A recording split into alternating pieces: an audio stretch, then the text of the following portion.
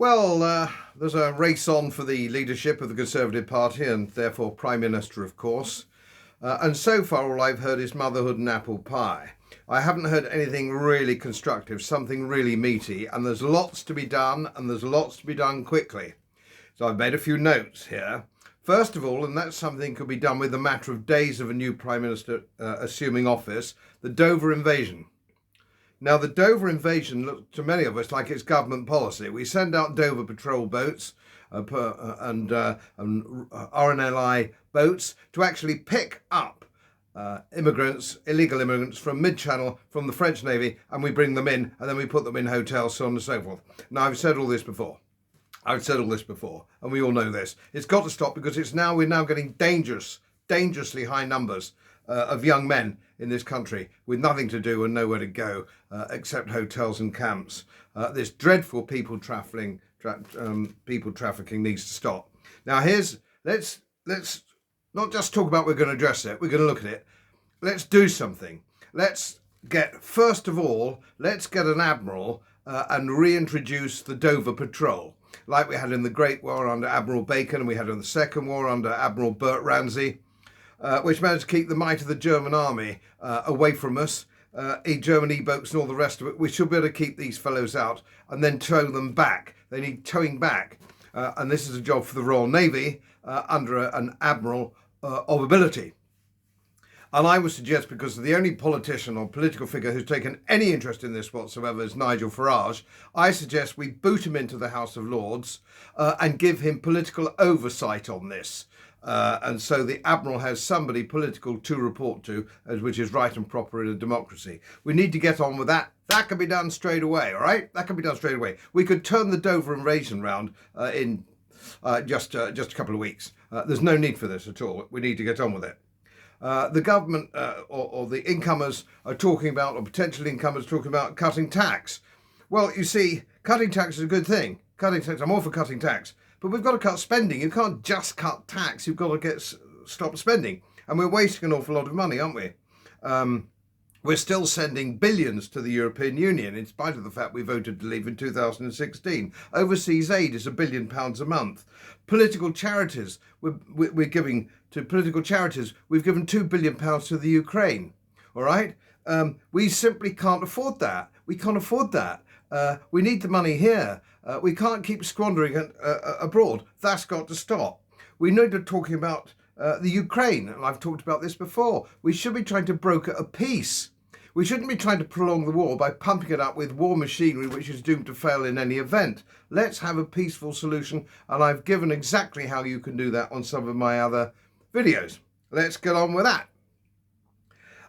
Each candidate must come clean about their relationship with the WEF and big banks, international banks. I want to know exactly what's going on, who's pulling the strings, because the last incumbent at number 10 was simply a WEF puppet, and we know some of the guys lining up now are no different. They're exactly the same.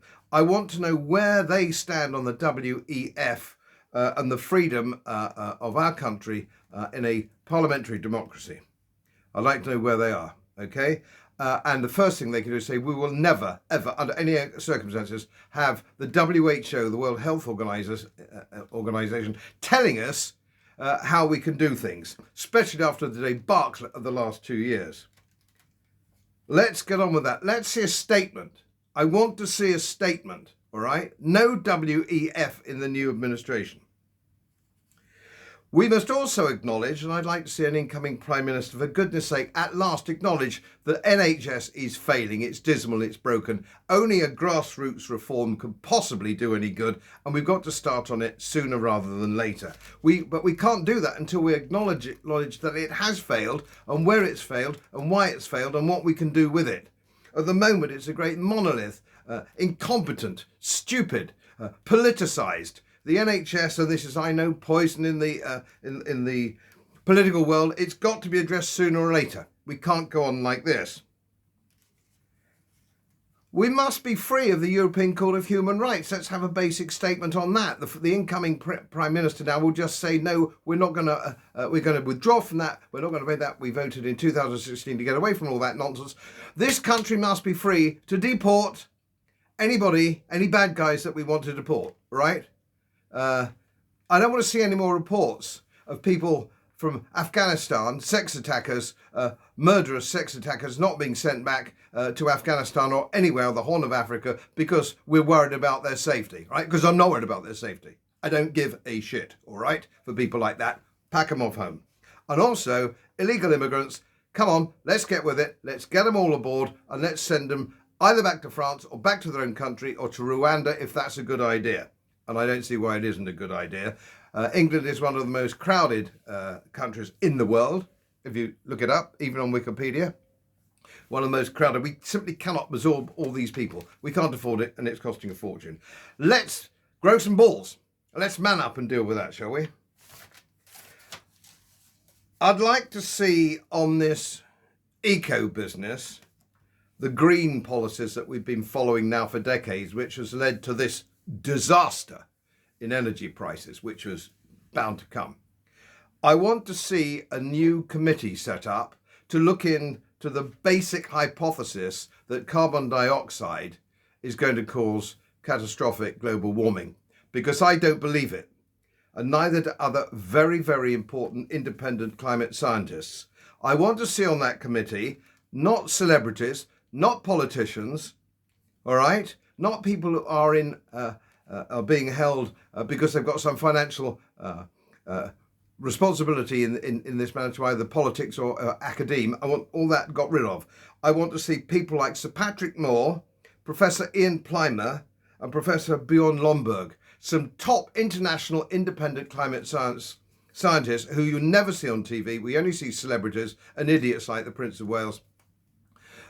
We want to sweep all that aside. Let's get some people who really have devoted their lives to climate science. And there's just 3 just to be going on with. Also, when it comes to government waste, we all know that the Town Hall and Whitehall waste our taxes. Billions of pounds do they waste. I would like to see also a committee bringing in the Taxpayers Alliance to actually sit in on government policy and point out where the waste is. And there's plenty of it. So this is what I'd like to see from these candidates. I'd like to see some statements. I'd like to see where they're going. Don't give me motherhood and apple pie, all right? I'm not interested. Tell me what you are going to do. And as I said at the beginning, let's start with Dover, because we can do that in a couple of weeks.